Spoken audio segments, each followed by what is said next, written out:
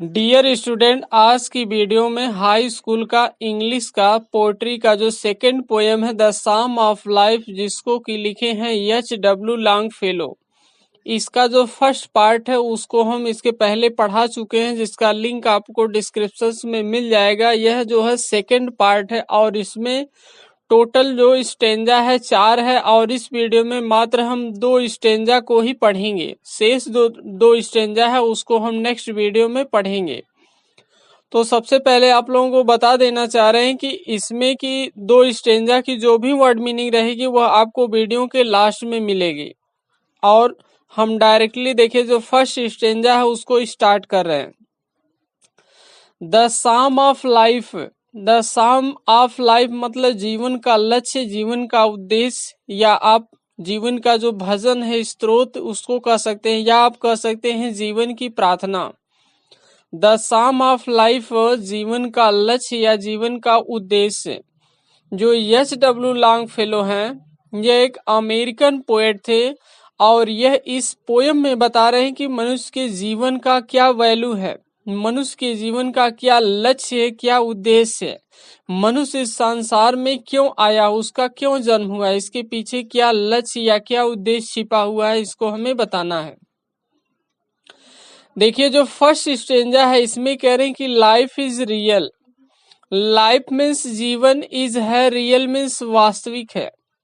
Life is real. एक चीज और है कि अभी हम दोनों स्टेंजा का जो शाब्दिक अर्थ है उसको बताएंगे, और जब शाब्दिक अर्थ बता लेंगे तो उसके बाद इसका जो मेन जो रियल अर्थ है उसको हम बताएंगे, यानी इससे हमें क्या चीज लर्न करना चाहिए, यह किस तरह से पोयम हमें इंस्पायर्ड करेगी, इस चीज को हम बताएंगे। लाइफ इज रियल, जीवन वास्तविक है। लाइफ इज अर्नेस्ट, जीवन वास्तविक है और जीवन क्या है, गंभीर है। एंड मिस और द ग्रेव मिस कब्र, इज है नॉट नहीं है, इट्स मिस इसका गोल मिस लक्ष्य या उद्देश्य। एंड मिस और द ग्रेव मिस कब्र, इज नॉट नहीं है, इट्स मिस इसका गोल मिस लक्ष्य या उद्देश्य। जीवन वास्तविक है, जीवन गंभीर है और कब्र इसका लक्ष्य या उद्देश्य नहीं है। डस्ट दाउ आर्ट, दाउ मीन्स तुम, डस्ट मीन्स धूल या मिट्टी, आर्ट मीन्स हो। दाउ मीन्स तुम, डस्ट मीन्स धूल या मिट्टी, आर्ट मीन्स हो। टू डस्ट मीन्स और धूल में, मिट्टी में, रिटर्नेस्ट मीन्स पुनः मिल जाओगे। दाउ मीन्स तुम, डस्ट मीन्स धूल, आर्ट मीन्स हो। तुम धूल हो, तुम मिट्टी हो, टू डस्ट और धूल में, रिटर्नेस्ट पुनः मिल जाओगे। इज नॉट स्पोकन, यह नहीं कहा गया है, आप द सोल आत्मा के बारे में। इज नॉट स्पोकन, यह नहीं कहा गया है, आप द सोल मीन्स आत्मा के बारे में। नॉट इंजॉयमेंट, नॉट मीन्स न तो, enjoyment means Anand. Not enjoyment न तो आनंद, न तो प्रसन्नता, न तो खुशी होना चाहिए। एंड नॉट सारो, न तो दुख, न तो आनंद और न ही दुख। इज है आवर डिस्टिंड, इज है आवर डिस्टिंड हमारे भाग में। इंड मीन्स जो लक्ष्य है, और मीन्स अथवा वे मीन्स जो उद्देश्य है।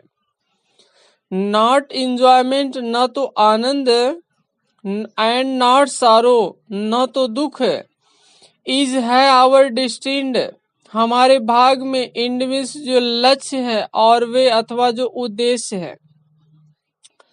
बट लेकिन टू एक्ट, बट लेकिन टू एक्ट हमें कार्य करना चाहिए। दैट मीन्स की ईच मीन्स प्रत्येक, टुमारो आने वाले कल के लिए।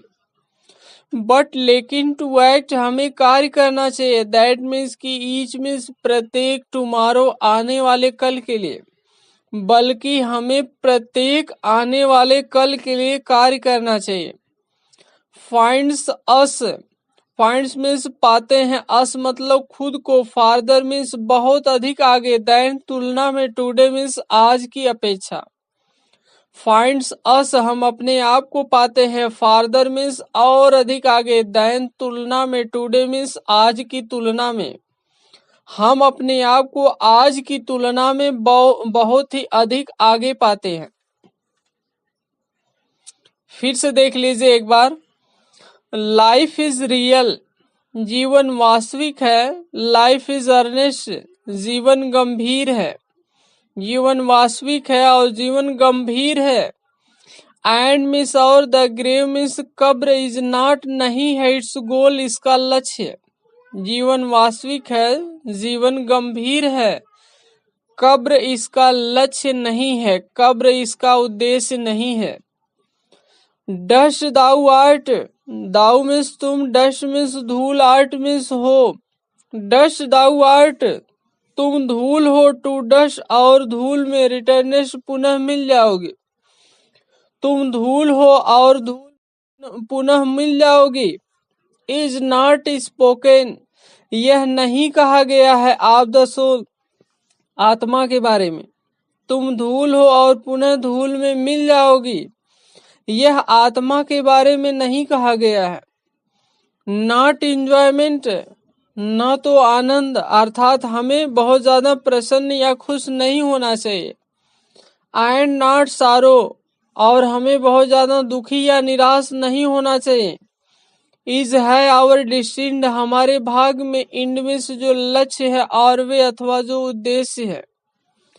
बट लेकिन टू एक्ट, बट लेकिन टू एक्ट, हमें कार्य करना चाहिए। That is tomorrow, that means की इच मीन्स प्रत्येक, टुमारो आने वाले कल के लिए। बल्कि हमें प्रत्येक आने वाले कल के लिए कार्य करना चाहिए। फाइंड्स अस, हम खुद को पाते हैं। फार्दर मीन्स बहुत अधिक आगे, देन टुडे, आज की तुलना में। अगर हम प्रत्येक आने वाले कल के लिए कार्य करते हैं तो हम अपने आप को आज की तुलना में बहुत अधिक आगे पाते हैं।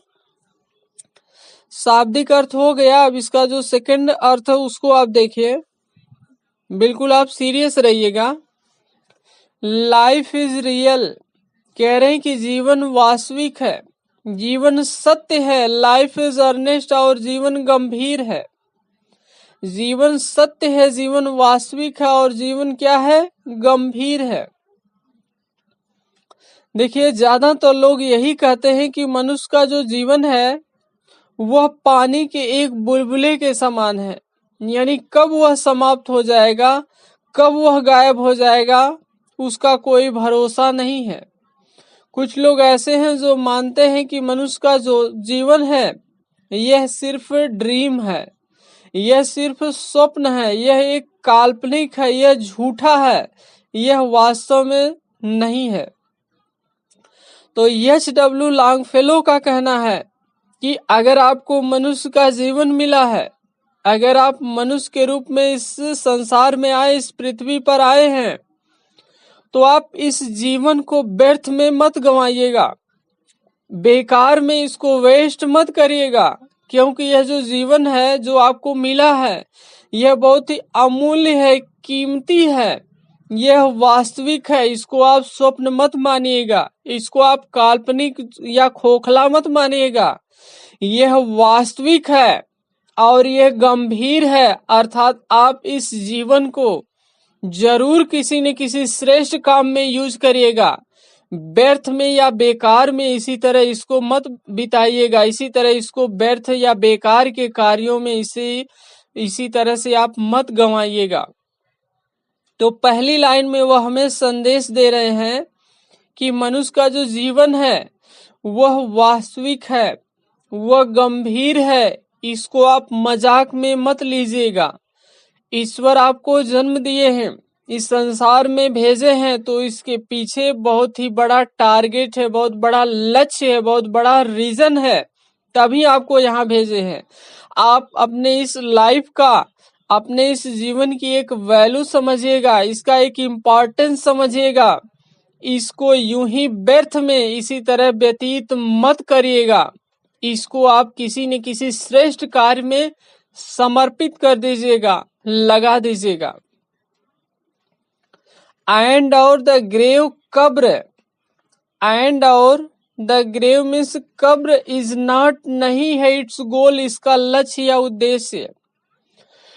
कुछ लोग ऐसे हैं जो यह कहते हैं कि जब हमें कब्र में ही जाना है, जब हमें इस मिट्टी में ही मिलना है, जब हमारे इस शरीर या जो जीवन है, जो शरीर है, इसको एक दिन राख में बदल करके और उसको इस मिट्टी में मिला दिया जाएगा, तो क्या मतलब है हायर सक्सेस को अचीव करके? तो क्या इम्पोर्टेंस है कि हम अपने जीवन में जो सबसे उच्च प्रकार की सफलता है उसको हम प्राप्त करें? उसकी क्या वैल्यू है? उसकी कोई वैल्यू नहीं है।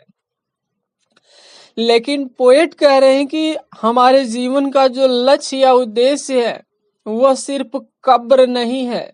यानी आपको जीवन मिला है तो आपका यह नैतिक कर्तव्य नहीं है कि आप किसी तरह इस जीवन को व्यतीत कर लीजिए और आप इंतजार करिए कि इस जीवन का जो अंत है वह कब्र में होगा, अर्थात इसका किसी न किसी प्रकार से अंतिम संस्कार किया जाएगा। वह कह रहे हैं कि कब्र इसका लक्ष्य या उद्देश्य नहीं है, बल्कि अनेक प्रकार के सबसे श्रेष्ठ और यूनिक कार्य है इस संसार में करने के लिए। और आपको जो जीवन दिए हैं ईश्वर, वह किसी नोबलेस्ट कार्य को परफॉर्म करने के लिए दिए हैं, यूं ही टाइम पास करने के लिए नहीं दिए हैं, यूं ही मनी को अर्न करने के लिए नहीं दिए हैं। ठीक है, आपको ह्यूमैनिटी की सर्विस करना है, सेवा करने के लिए दिए हैं, यूनिक कार्य करने के लिए दिए हैं।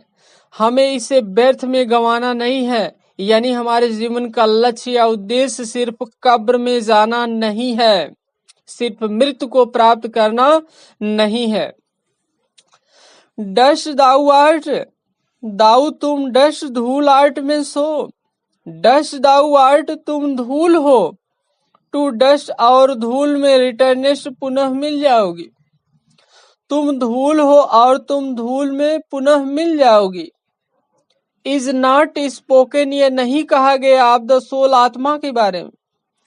अक्सर लोग यह कहते हैं कि हमारे जो शरीर है यह मिट्टी की बनी है और फिर यह बाद में मिट्टी में मिल जाएगी। हमारे डेथ के बाद यह मिट्टी की बनी और मिट्टी में मिल जाएगी। तो इस शरीर से श्रेष्ठ कार्य करने का क्या मतलब है? पोएट आपसे कह रहे हैं कि तुम धूल हो और धूल में पुनः मिल जाओगी। तो यह जो बात है यह आत्मा के लिए नहीं कहा गया है। यानी हमारी जो आत्मा है वह धूल नहीं है, वह मिट्टी की नहीं बनी है और वह पुनः धूल या मिट्टी में नहीं मिलने वाली है। अर्थात हमारी जो शरीर है वह धूल या मिट्टी की बनी है और हमारे डेथ के बाद ये जो शरीर है यह धूल या मिट्टी में मिल जाएगी। तो तुम धूल हो, तुम मिट्टी हो और तुम फिर से मिट्टी में मिल जाओगी। यह आत्मा के बारे में नहीं कहा गया है, बल्कि यह शरीर के बारे में कहा गया है। क्योंकि जो आत्मा है वह इमोर्टल है, वह अमर है, वह कभी भी नश्वर होने वाली नहीं है, वह कभी भी नष्ट होने वाली नहीं है। सेकेंड स्टेंजा देखिए, नॉट एंजॉयमेंट, न तो आनंद, एंड नॉट सारो, न तो दुख। न तो हमें बहुत ज्यादा प्रसन्न होना चाहिए, खुश होना चाहिए, एंड नॉट सारो, न तो बहुत ज्यादा दुखी होना चाहिए। नॉट एंजॉयमेंट, हमें न तो प्रसन्न होना चाहिए, एंड नॉट सारो, न तो दुखी होना चाहिए। इज आवर डिस्टिन्ड, इज है आवर डिस्टिन्ड, जो हमारे भाग में है, इंड मीन्स जो लक्ष्य है, और वे अथवा जो उद्देश्य है। हमारे भाग में पहले से निर्धारित जो लक्ष्य या उद्देश्य है उससे न तो हमें बहुत ज्यादा प्रसन्न होना चाहिए, न ही बहुत ज्यादा उसे हमें दुखी होना चाहिए, परेशान होना चाहिए, निराश होना चाहिए। अक्सर देखिए, जब भी किसी मनुष्य को यहाँ इस पृथ्वी पर उसका जन्म होता है तो जो ईश्वर हैं वे उसके भाग्य का निर्माण करते हैं और उसके भाग में, उसके हिस्से में उसे कुछ न कुछ एक यूनिक टैलेंट प्रोवाइड करते हैं और प्रत्येक व्यक्ति को वह एक टैलेंट देते हैं, वो भी फ्री में। और यह जो टैलेंट है यही हमारे भाग्य का निर्माता होता है। अर्थात इस टैलेंट को हम अपने कर्म के द्वारा, कर्म का यूज करके, प्रयोग करके हम अपने इस टैलेंट को जहां चाहे वहां तक पहुंचा सकते हैं, अपने आप को, अपनी सक्सेस को, अपने लाइफ को, अपनी सफलता को। पोएट यहाँ पर कह रहे हैं कि हमारे भाग में क्या चीज पहले से लिखा है, ईश्वर ने हमें कौन सा टैलेंट दिया है यह हमें मालूम नहीं है। तो हमारे भाग में जो पहले से लिखा हुआ है वह तो निश्चित रूप से ही होगा। तो जो हमारे भाग में पहले से निर्धारित है और लिखा हुआ है, इससे हमें न तो बहुत ज्यादा प्रसन्न होना चाहिए और न तो बहुत ज्यादा निराश होना चाहिए, बहुत ज्यादा दुखी होना चाहिए। यानी हमारे भाग में जो कुछ पहले से लिखा है उससे न तो बहुत ज्यादा परेशान होना चाहिए, न तो बहुत ज्यादा आनंदित होना चाहिए, बहुत ज्यादा प्रसन्न होना चाहिए, बहुत ज्यादा खुश होना चाहिए। अगर आज आपको प्रसन्नता हो रही है, अगर आज आपको सफलता मिल रही है, तो उससे आप बहुत ज्यादा प्रसन्न मत होइए, मीडियम में रहिए। अगर कल आपको असफलता मिल रही है, दुख मिल रहा है, निराशा मिल रही है, तो उससे आप बहुत ज्यादा निराश या परेशान मत रहिएगा। दोनों सिचुएशन में आप अपने आप को नॉर्मल रखिएगा। बहुत ज्यादा प्रसन्नता की अवस्था में बहुत ज्यादा खुश मत रहिएगा और बहुत ज्यादा दुख की अवस्था में बहुत ज्यादा दुखी या परेशान मत रहिएगा। फिर हमें क्या करना है, कह रहे हैं कि बट लेकिन टू एक्ट, हमें कार्य करना है। अगर हम सफल हो रहे हैं तब भी हमें कार्य करना है, अगर असफल हो रहे हैं तब भी हमें कार्य करना है। कह रहे हैं कि बट लेकिन टू एक्ट, हमें कार्य करना है। दैट मीन्स कि ईच मीन्स प्रत्येक, टुमारो मीन्स आने वाले कल के लिए। जो पास्ट में व्यतीत हो चुका है उसकी बात अलग है, जो प्रेजेंट में चल रहा है इसकी बात भी अलग है, लेकिन टुमारो मतलब जो आने वाला कल है, जो फ्यूचर की बातें हैं, उसके लिए ईच टुमारो, प्रत्येक आने वाले कल के लिए हमें कार्य करना चाहिए। अगर आप अपने लाइफ में सफल हो रहे हैं तो ऐसा नहीं है कि अब आप अपना काम करना बंद कर देंगे। अगर आप सफल हो रहे हैं तो आने वाले कल के लिए आपको कार्य करना है। अगर आप असफल हो रहे हैं तब भी आपको आने वाले कल के लिए कार्य करना है, पूरे ईमानदारी से, मेहनत के साथ। अगर आप दोनों सिचुएशन में असफल होते हैं और सफल होते हैं, दोनों सिचुएशन में अगर आप प्रत्येक आने वाले कल के लिए मन लगाकर अगर आप कार्य करते हैं तो फाइंड्स अस, आप अपने आप को पाते हैं फार्दर, बहुत आगे पाते हैं देन टुडे, आज की तुलना में। अगर आप ऐसा करते हैं कि प्रत्येक आने वाले कल के लिए कार्य करते हैं तो आप अपने आप को आज की तुलना में बहुत अधिक आगे पाते हैं। अर्थात आप अपने आप को आज की तुलना में बहुत दूर पाते हैं, अर्थात बहुत बड़ी सफलता को आप प्राप्त कर लेते हैं। तो आज के लिए बस यहाँ पर 2 ही स्टेंजा लेंगे क्योंकि समय थोड़ा सा ज्यादा लगेगा, कुछ लोग समय से भी डिस्टर्ब होंगे। तो हमारे क्लास में हम देखिए समय लेंगे, और समय लेंगे तो सभी चीजों को हम पूरी तरह से डिटेल डिफाइन करेंगे, इसमें कोई डाउट्स हम नहीं छोड़ेंगे। फिर भी कोई डाउट्स रहता है तो आप कमेंट में बता सकते हैं। और आप चैनल पर नए हो तो आप इसको सब्सक्राइब जरूर कर लीजिएगा, और वीडियो पसंद आई हो तो उसे आप लाइक भी कर सकते हैं। शेष जो पार्ट होगा उसमें हम 3rd स्टेंजा से इसको कवर करेंगे। तो आज के लिए बस इतना ही। Thanks for watching.